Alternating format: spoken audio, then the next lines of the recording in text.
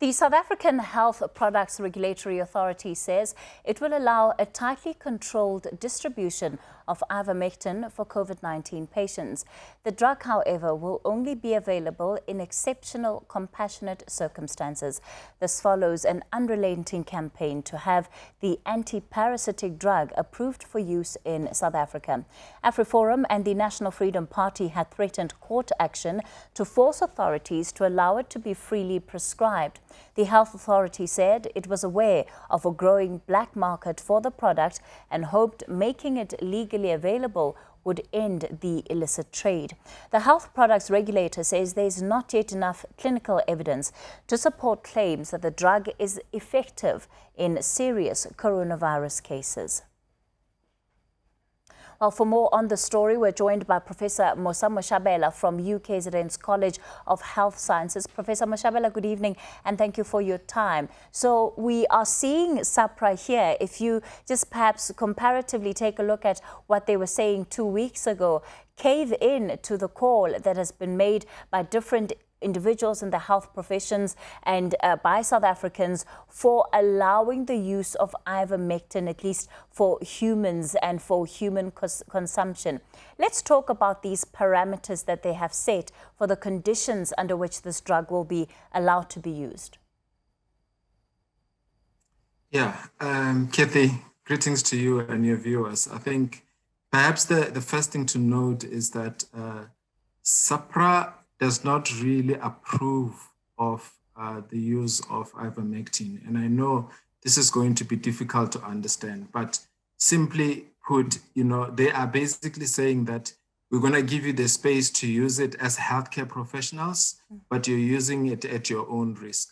That's basically the position they're taking. And this position they're taking is aligned with what we have seen globally. The WHO and the National Health Institutes of Health in the US, they've also said that they are neither for nor against use. So this is the space that allows health professionals to basically apply for it to be used, but they still maintain their original position, which was that there's not enough evidence to support its use. For me, I think that this is something that we need to articulate clearly and not necessarily give people an impression that ivermectin is now being registered and approved for use by SAHPRA. They are basically saying that you can use it under special conditions, and we are going to make healthcare professionals take the responsibility for its prescription and its use, and we will allow it where the case is compelling. That, for me, I think it's important. Does this mean that SAHPRA now has a bit more control over the use of ivermectin in the country, which of course it hasn't had over the last couple of weeks, where doctors have been prescribing it to patients? Patients have also been finding different ways of finding this drug independently. Yeah, Kathy, I think that really the biggest thing that they are trying to manage here is the unauthorized use. Some people call it illegal use, but unauthorized use of ivermectin. And also they're responding to the calls of all the people who have been campaigning, especially the healthcare professionals who've been feeling desperate on the ground.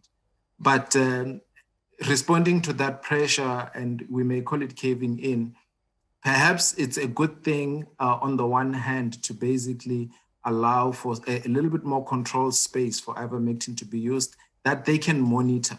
Because if they do this, it means that it allows them to collect data on every patient who gets a prescription of ivermectin. And so that gives them a little bit of control to monitor what happens. But it also means that if there is incorrect use, those who are using it can also be held accountable. And we are going to see here not just SAHPRA, but also the Health Professions Council of South Africa come into play to play their part in monitoring the practices of the healthcare professionals. Monitoring is going to be key, because you have a situation, Professor Moshabela, where doctors had already been prescribing it without the approval of SAHPRA. So how is that likely? How is today likely to change the situation in that regard? And is it not a vote of confidence for those who have been doing so without the right authorization to continue doing it? Because I can imagine doctors could well be under pressure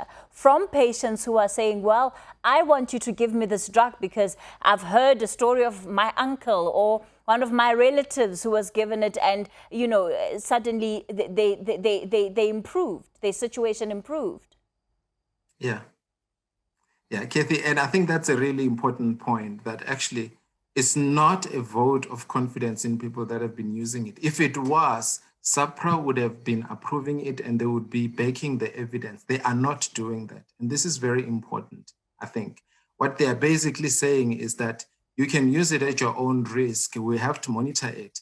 And the one thing that I think is important here is to note that they don't have, SAHPRA does not have evidence to support the use of ivermectin. They are saying that we are worried that if we don't monitor this, people are going to use it in the black market and people are going to die, because there have been cases of side effects and adverse events that have been reported already. So they want to protect patients by creating a safer space to test it, to try it. That's why they're still calling for trials to be done at this point. So there is no evidence for them to support its use. But here, what is important, Kathy, is to recognize something that's really important. People, doctors and healthcare professionals can call for the use of ivermectin.